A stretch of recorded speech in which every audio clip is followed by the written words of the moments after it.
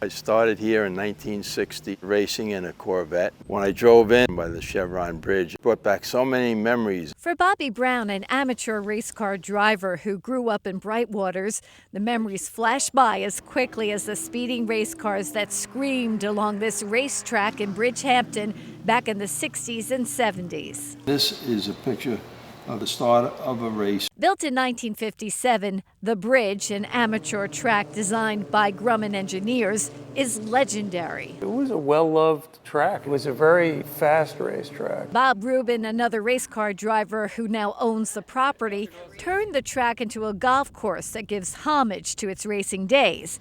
Rubin saved the track from being developed into housing. This is where Mario Andretti met Paul Newman. Andretti loved it here. Mario loved driving on this track. Besides the world-class drivers, the track was famous for its harrowing, blind, hairpin turns. You can scare yourself on this track. More than one flipped over down there. But it was this straightaway that dropped suddenly down a steep hill and into a turn that made the race course thrilling. Most drivers, when they came here, they almost had a heart attack because you really looked like you were driving off a cliff. This is part of the original racetrack. It was made up with ground-up seashells, and the drivers loved it because it gave the tires a lot of grip. The people who won the races were the people who didn't take their foot off the gas the whole way. Glory days were back in the 60s and 70s. They were the glory days. I was fortunate to be a part of it. Danielle Campbell, News 12, Long Island.